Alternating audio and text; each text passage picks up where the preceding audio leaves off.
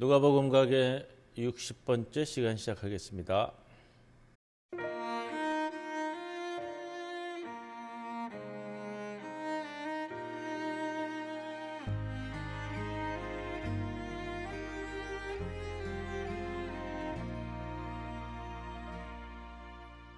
나는 하나님을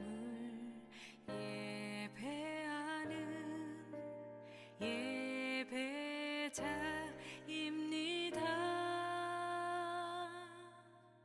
내가 서 있는 곳 어디서나 하나님을 예배합니다. 나는 하나님을 예배하는 예배자입니다.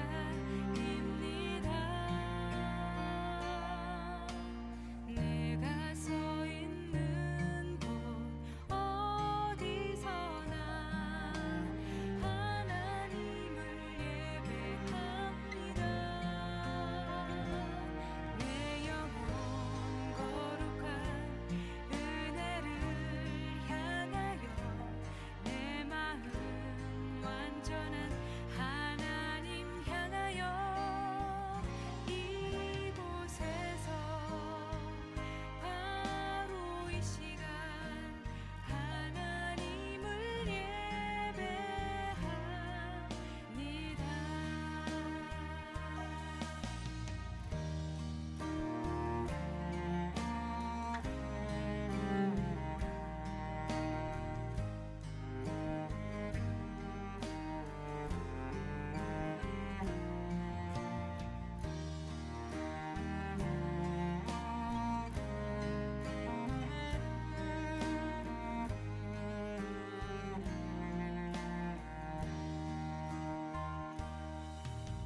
나는 하나님을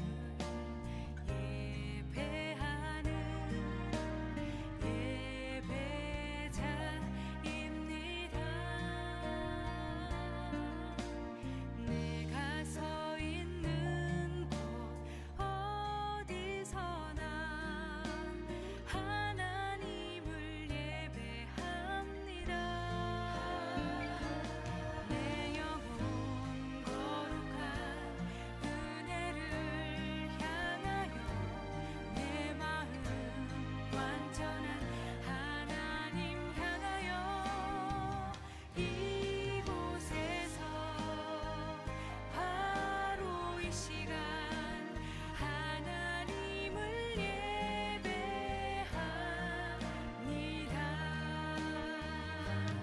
내 영혼 거룩한 은혜를 향하여 내 마음 완전한 하나님 향하여 이곳에서 바로 이 시간 하나님을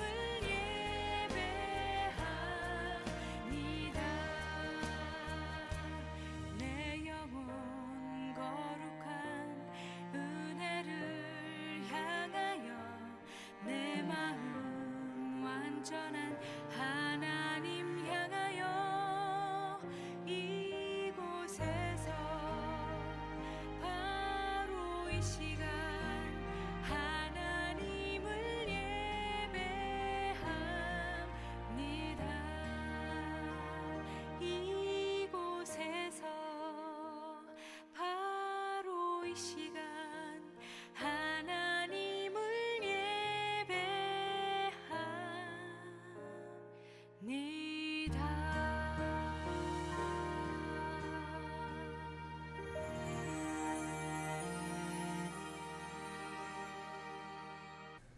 기도드립니다. 주님, 우리의 날들을 정성 들여 살게 하옵소서. 살아온 뒤를 돌아보며 못 이룬 일에 대해 원망과 후회를 하지 않게 하시고 지금 현재를 기쁨으로 살아가게 하옵소서. 문제에 대해 정답을 찾으려고 들지 말고 해답의 지혜를 구하게 하시며 눈에 보이는 것에 연연하기보다는 안 보이지만 소중한 것을 귀히 여기게 하옵소서. 함께 걷는 일을 귀히 여기며 보폭을 맞추게 하시고 가르치려 들지 말고 깊이 귀를 기울이게 하옵소서.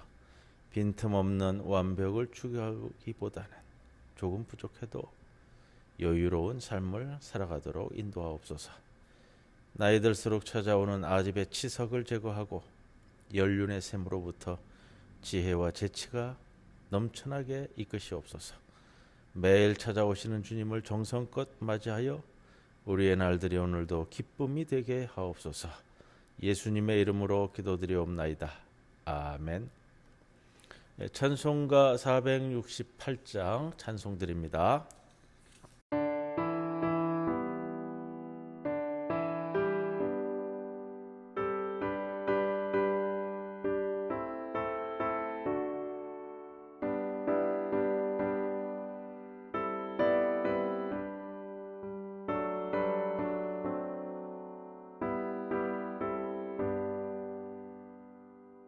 큰 사랑의 새 계명을 우리에게 주신 주님, 서로 사랑하면 제자 된다 가르쳤네. 그 연약한 제자들을 끝날까지 사랑하고 함께 찬송 부르시며 감난산을 오르셨네. 겟세마네 기도로써 아버지 뜻 이루시고 십자가의 고난 길로 걸어가신 우리 주님, 악한 우리 막으려고 검을 빼는 제자에게 죽기까지 인내하라 조용하게 말씀했네.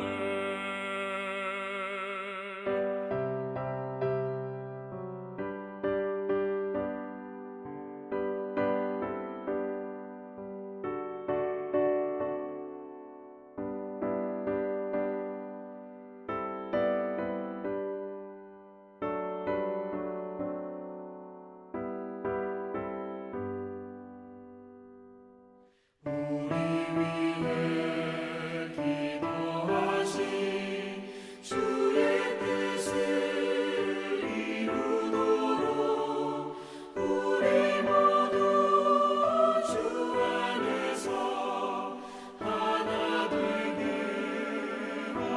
하옵소서. 의와 진리 말씀으로 거룩하게 하시어서 그 신사랑 실천하신 주 따르게 하옵소서.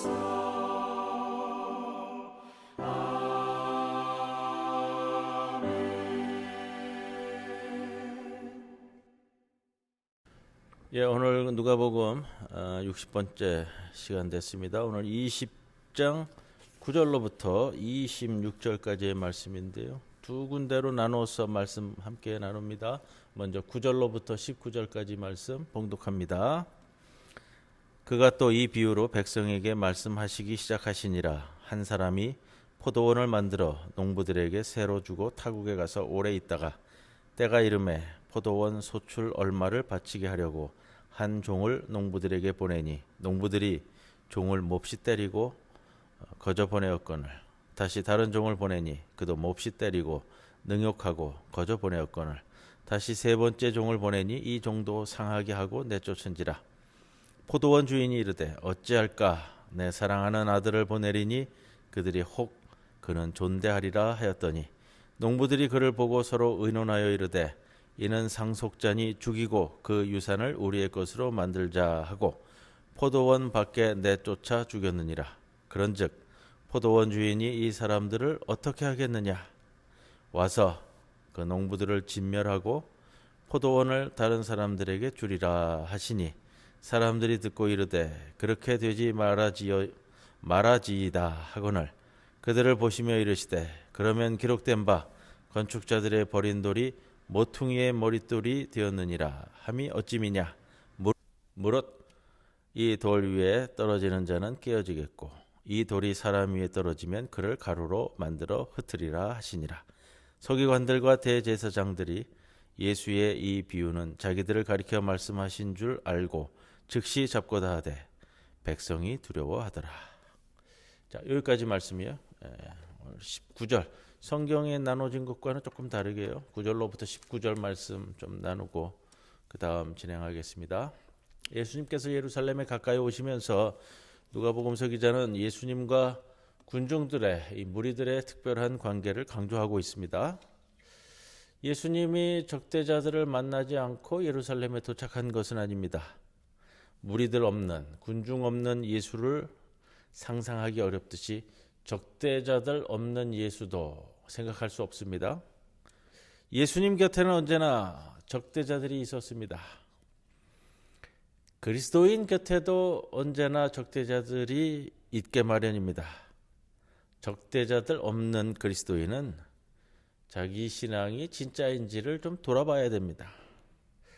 제대로 사는 그리스도인 주변에는 그 주위에는 적대자가 있을 수밖에 없다. 우리가 이렇게 생각하고요. 오늘 비유를 듣는 사람은 예수님의 적대자가 아니라 군중들입니다. 그런데 19절에도 보면 율법학자들과 제사장들도 이 비유를 들었다 하고 있습니다. 누가는 오늘 악한 포도원 소작인을 비판하고 싶었습니다. 13절과 같은 독백이요. 어찌할까? 이 누가복음에 가끔 등장하는 이 문학기법적 표현입니다. 어찌할까? 고민합니다. 어찌할까? 하나님도 고민하시고요. 우리 주님도 고민하고요.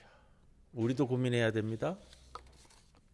포도밭을 만드는 일은 뭐 짐승 우리를 짓거나 올리브 나무를 심는 것과는 다르다고 합니다. 포도밭은 보통 돌이 좀 많고 가파른 경사지에 배수가 잘 되는 곳에 적합하다고 합니다. 또 포도밭은 일군 다음에 한 4, 5년이 지나야 첫 열매가 제대로 열리기 시작한다라고도 합니다. 오늘날 포도 재배와는 좀 다르다고 그래요. 접붙임은 그 당시에는 하지 않았다고 합니다. 또 이 포도밭에 우리가 예전에 말씀 나누면서 함께 얘기를 했었는데 무화과 나무나 과실나무를 포도밭에 같이 심기도 했습니다. 소작인들에게 도지로 주는 일은 고대에 널리 퍼진 경영 방식입니다. 또 이 포도밭 소작 이야기는 비유로 많이 쓰인 이야기입니다. 예수님 시대의 포도밭은 선택받은 이스라엘을 나타내는 비유로 자주 인용되었습니다. 약속한 토지 임대료를 내지 못하는 경우도 이 파피루스에 많이 기록되어 있다고요. 그러나 임대료를 받아내려고 폭력을 쓴 이야기는 뭐 거의 나오지 않는다고 합니다. 그런데 오늘 본문은 주인이 소작료를 받기 위해 소작인에게 폭력을 행사한 이야기가 아닙니다. 반대로 소작료를 내지 않은 소작인이 주인이 보낸 종을 때린 일로 비유 삼고 있습니다. 10절에서 주인은 도지를 받으려고 소작료를 받으려고 종을 보냈습니다. 근데 소작인은 한 푼도 내지 않고 종을 때려서 빈손으로 돌려보냈습니다. 도지를 내지 않은 이유는 여러 가지가 있을 수 있겠지만 종을 때리고 모욕 준 일은 이해하기 힘든 경우입니다. 첫 번째 종부터 세 번째 종까지 소작인의 폭행이 좀 심화되어 갑니다. 첫 번째 종과 두 번째 종은 두들겨 맞았지만 세 번째 종은 상처를 입고 피를 흘린 것으로 보입니다. 누가복음에서 이 세 번째 종은 마가복음이나 마태복음에서 이야기하는 것과는 조금 다릅니다. 마태복음이나 마가복음에서는 이 소작인들에게 이 세 번째 종이 살해되었습니다. 포도원 주인은 이 소작인들이 자기 외아들은 종들과 다르게 대우할 것을 희망하고 있습니다. 마가복음에서는 소작인들이 그를 잡아 죽이고 포도원 밖으로 던졌다 이렇게 되어 있는데, 누가복음에서는 조금 달라졌어요. 그를 포도원 밖으로 끌어내서 죽였다 이렇게 좀 바뀌었습니다. 포도원 밖으로 끌어내서 죽였다.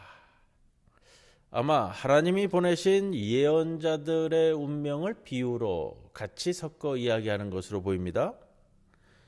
16절에 돌아오는 주인이 소작인들을 진멸하겠다, 죽이겠다라고 이야기하는데, 아마 하나님의 심판을 강하게 표현하는 것 같습니다.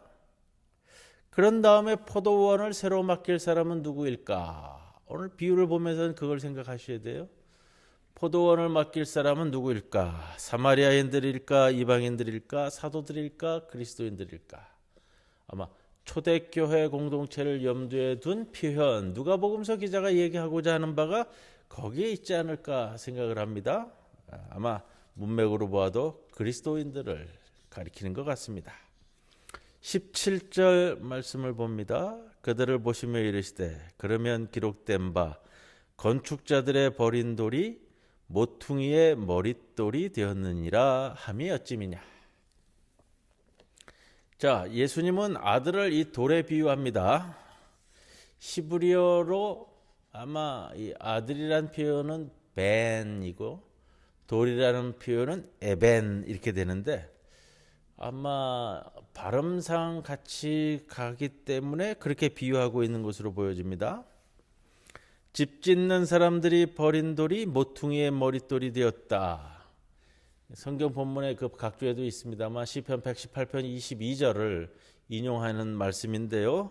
모퉁이의 머릿돌, 모퉁이의 돌, 큰 돌, 반석을 잡고 건물의 위치와 방향을 정하고 건축이 시작이 된다고 합니다. 그러니까 결국은 모퉁이 돌은 뭐냐면은 이 건축이 시작되는 돌이에요. 가장 중요한 돌, 방향을 정하고 시작이 있는 돌입니다. 모퉁이 머릿돌이 그만큼 중요하기 때문에 가장 단단하면서도 커다란 돌을 썼던 것 같아요. 그러니 이 머릿돌에 부딪힌다면 넘어지거나 충격을 받기 쉽습니다. 머릿돌이 심판처럼 아픈 역할에 비유됩니다. 예수님 위에 떨어지는 사람도 예수님 밑에 깔리는 사람도 심판받을 것이다 라는 표현입니다. 그 이제 18절 말씀인데요. 무릇 이 돌 위에 떨어지는 자는 깨어지겠고 이 돌이 사람 위에 떨어지면 그를 가루로 만들어 흩으니라 하시니라. 예수님에 대한 태도가 어떠하느냐에 따라 심판을 좌우하게 될 것이다 라는 의미입니다. 이게 흘러가는 대로 지금 오늘 이 이야기, 소작인 이야기가 쭉 흘러다가 뒤에 이제 머릿돌 이야기가 나오니까 이게 어떻게 흘러가는 건가 이렇게 이해하시면 안 되고요. 결국은 뭐냐면 하나님께서 이 아들을 이 땅에 보냈는데 소작인들이 이 백성들에 의해서 죽임을 당하는 사건, 그러면서 이제 머릿돌 이야기가 나오는 거예요. 세상이 버린, 건축자들이 버린 그 돌이 건축을 시작하는 가장 중요한 돌이 되었는데, 그 돌에 떨어지거나 깔리는 사람도 심판받을 것이다. 결국은 예수님에 대한 태도가 우리의 심판을 좌우한다라는 의미로 주어지고 있습니다. 누가복음서 기자는 이 지배층과 군중들을 좀 이렇게 구분을 하고 있습니다. 지배층들은 예수님을 죽이려고 하고 있고요. 백성을 그러나 두려워합니다. 이것도 누가복음서 기자가 의도하고 있는 표현으로 보입니다. 백성들은 예수를 죽이려고 하지 않습니다. 백성들은 예수님에게 호감이 있습니다. 19절에서 율법학자들과 대제사장들은 예수님을 처형할 음모를 가지고 있는데 예수님이나 사람들에게 들킨 것일까? 율법학자들과 대제사장들은 예수님을 죽이려고 한다는 사실이 제자들과 군중들은 알았을까? 우리는 이미 알고 있지만 그 당시에도 그렇게 알고 있었을까? 아마 조금 알아듣기 어려운 말이 될 겁니다. 왜냐? 아직 그들에게는 일어나지 않은 일이기 때문에. 율법학자들과 대제사장들은 사람들이 무서워서 예수님에게 손을 대지 못합니다. 지배층들은 백성을 무서워해야 마땅하다라는 누가의 생각을 읽을 수 있습니다. 그래서 이 본문은 부활 사건 이후에 초대교회의 상황에 어울리는 비유입니다. 누가복음서 기자는 비유에 나오는 유대교 지배층처럼 예수님을 버리면 안 된다고 말하고 싶었습니다. 그것을 보면서 우리는 그런 생각을 해요. 예수님을 버리고 쫓아내는 성도들은 없는가? 예수님을 쫓아내고 있는 목사는 없을까? 예수님이 교회에서 교회에 의해 버림받는다는 말이 들려오지는 않는가? 오늘 본문 말씀을 통해서 우리가 좀 성찰해 볼 수 있는 부분입니다. 두 번째 부분 말씀 봉독합니다. 20절에서 26절 말씀입니다. 이에 그들이 엿보다가 예수를 총독의 다스림과 권세 아래에 넘기려 하여 정탐들을 보내어 그들로 스스로 의인인 채 하며 예수의 말을 책잡게 하니 그들이 물어 이르되 선생님이여 우리가 아노니 당신은 바로 말씀하시고 가르치시며 사람을 외모로 취하지 아니하시고 오직 진리로서 하나님의 도를 가르치시나이다.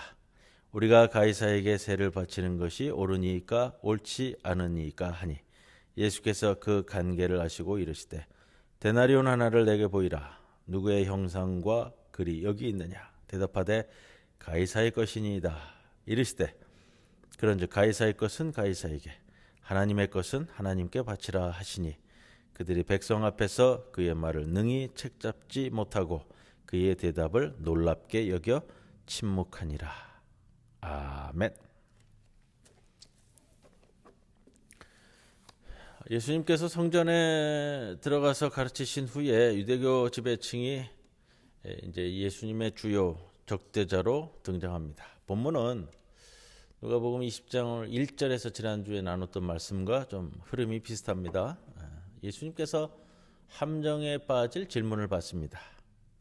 어느 쪽으로 빠지든 공경에 취할 수 있습니다. 오늘 세금 문제인데요. 가이사에 대해 드리는 세금 가하냐라는 건데 만약에 그것을 긍정하게 되면 경건한 유대인들이나 또는 무장 독립파 사람들, 젤롯 땅 사람들에게는 대립하는 모습이 될 겁니다.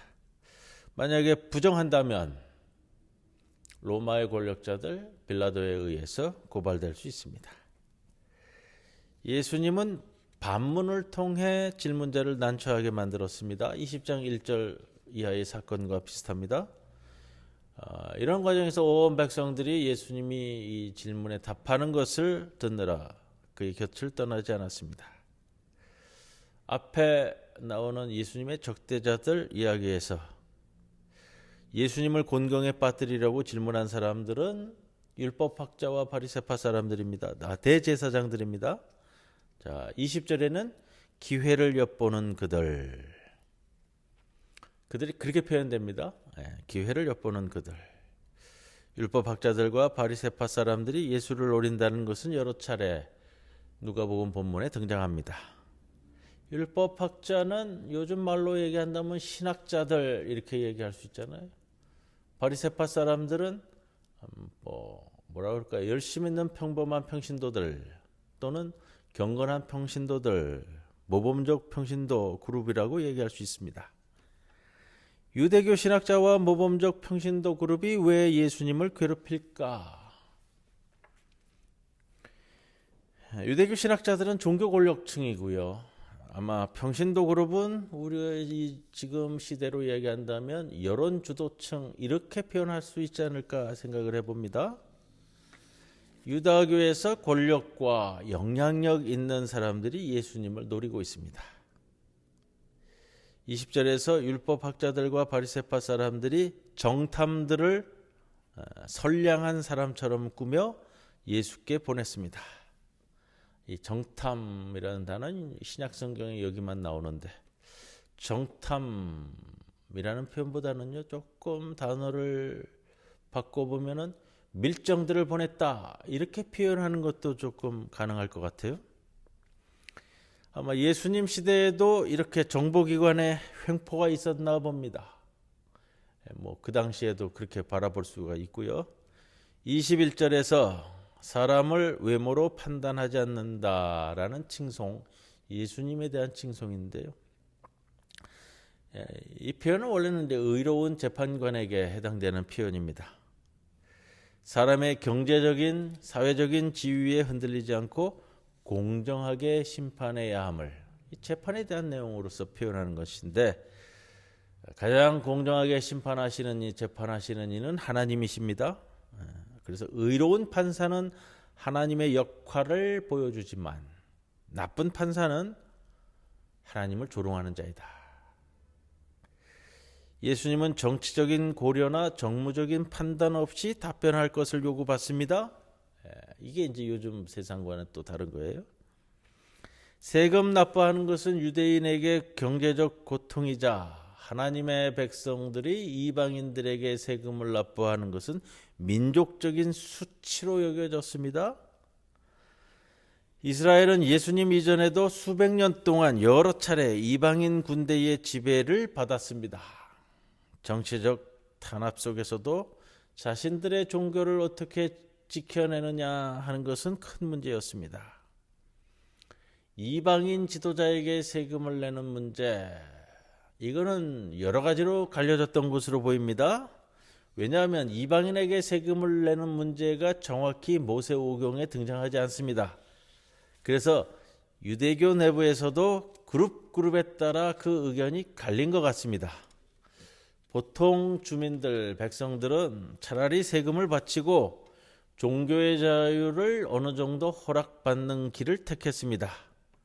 그러나 갈릴리를 중심으로 했었던 젤롯파 사람들은 독립심이 강했기 때문에 세금 납부 자체를 거부했습니다. 바리새파 사람들은 이 주제에 대해서 하나님의 권위와 이방인 국가의 권위를 구분한 것으로 보여집니다. 그리고 이것은 이스라엘과 초대교회의 입장이 되었습니다. 예수님 당시 여러 화폐가 통용된 것으로 보입니다. 유다 지방 사람들은 세겔을 상업에 사용했습니다. 데나리온은 은화인데 로마에서 널리 쓰인 화폐 체계입니다. 로마는 세금을 로마 화폐로 바꿔서 내도록 했습니다. 그런데 이 로마 화폐에 기원전 44년부터 한쪽 면에 로마 황제의 초상이 새겨졌습니다. 데나리온 한쪽 면에는 가이사의 초상이 있었다라는 거죠. 데나리온은 로마 군인들과 공무원에게 월급을 주기 위한 화폐였습니다. 원래적으로는 이 데나리온이 세금 낼 때 쓰이는 돈은 아니라고 그래요. 그런데 오늘 본문은 이런 겁니다. 정확히 말하면 세금을 바쳐야 하느냐 아니냐라는 논쟁이 아니잖아요. 유다인이 세금을 최종적으로 받는 로마 황제를 어떻게 볼 것이냐라는 문제에 걸려 있습니다. 25절에 나오는 가이사의 것은 모든 데나리온을 가리킵니다. 가이사의 얼굴이 그려져 있는요. 예수님께서 이런 말씀을 하시죠. 데나리온 한 잎을 내게 보이라. 이 말이 통쾌한 겁니다. 예수님과 제자들은 로마 돈을 가지고 다니지 않았습니다. 그런데 예수님에게 함정 씌우기 위한 이 질문을 한 율법학자들과 바리새파 사람들은 로마 돈을 가지고 다녔습니다. 문제는 뭐냐면요. 우상이 그려진 물건을 가지고 다니는 일은 율법에 어긋난다는 겁니다. 데나리온 한 면에는 우상, 가이사의 얼굴이 부조로 그려져 있었습니다. 이 사실이 들켜진 사건이라는 거죠. 율법학자와 바리새파는 로마에 세금 내는 것을 거부하지 않았습니다. 예수님의 답변은 명쾌합니다. 가이사의 것을 가지고 다니는 너희들 율법학자와 바리새파, 너희들은 하던 대로 로마 황제에 그대로 계속 충성하라라는 비판입니다. 예수님과 제자들은 하던 대로 로마 황제가 아니라 하나님께 충실하겠다는 말입니다. 예수님은 이미 질문자들의 속셈을 알았습니다. 질문을 정확히 이해하는 것도 중요하지만 질문하는 사람의 숨은 의도를 알아야 됩니다. 이것을 통해서 누가복음서 기자는 우리 예수님이 적대자들보다 뛰어나며 그들의 함정 질문에 빠지지 않았다는 사실을 독자들에게 알리고 싶었습니다. 율법학자와 바리새파 사람들이 국가와 종교라는 이 거창한 주제에 학술적인 질문을 하는 것이 아니라 그들은 예수를 로마에 고발하려고 하는 것이었습니다. 오늘 본문은 루가에서 이 적대자들이 예수님에게 던진 마지막 함정 질문입니다. 이후 아무도 예수님에게 이런 질문을 하지는 않습니다. 군중들이 예수님이 이 함정 질문에 속지 않은 것을 목격했습니다. 군중들이 예수님의 능력을 알아차렸다는 겁니다. 적대자들은 그렇기 때문에 이제는 이 질문을 포기하고 폭력을 준비합니다. 논리로 예수를 이길 수 없으니 폭력으로 제압하려는 길로 들어선다라는 것을 보여주는 겁니다. 폭력이라는 것은요, 여러분, 악의 세력이 사용하는 마지막 무기입니다. 누가복음서 기자는 이 적대자들의 이 악함과 무능을 폭로하려고 했습니다. 그리고 초대교회에서의 이 그리스도교는 국가에 위험하지 않은 종교라는 사실을 초대교회의 모든 신자들과 독자들에게 확인시키고 싶어 했습니다. 종교와 정치는 구분되지만 분리되지는 않습니다. 사실 세금을 내냐 안 내냐라는 문제는 예수님에게 있어서 큰 문제도 아니었고요. 초대교회에서도 이것이 중요한 문제는 아니었어요. 왜냐? 세상의 종말이 다가오고 예수님이 재림할 것을 기도하고 있는 것이 초대교회였기 때문에 그랬습니다. 그렇기 때문에 세금 내는 문제가 시급한 문제도 아니고 중요한 문제도 아니었다라는 겁니다. 이 누가복음서 기자가 오늘 본문을 통해서 우리에게 알리고자 하는 것, 그리고 당시 누가복음서를 읽고 있는 독자들에게 알리고 싶은 것은 한 가지입니다. 어느 정치 권력보다도 예수님이, 그리고 우리 하나님이 위대하시다는 말을 정확히 전하고 싶었었던 에피소드를 통한 사건이다라는 겁니다. 오늘 본문 말씀 여기까지 함께 나누겠습니다. 자, 오늘 찬송가 469장 찬송 드립니다.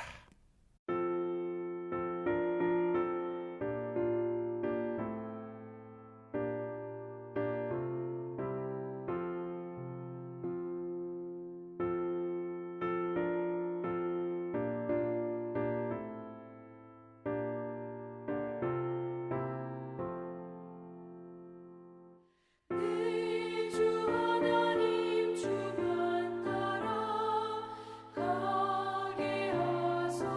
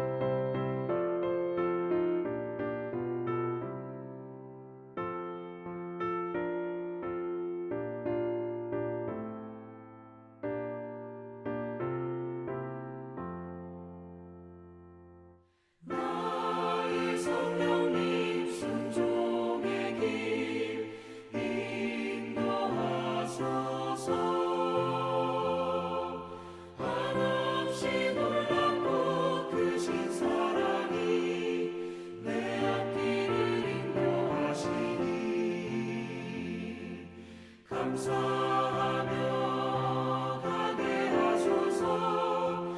최후의 길 승리의 길 주 만나는 길 나 언제나 이 길로만 가게 하소서.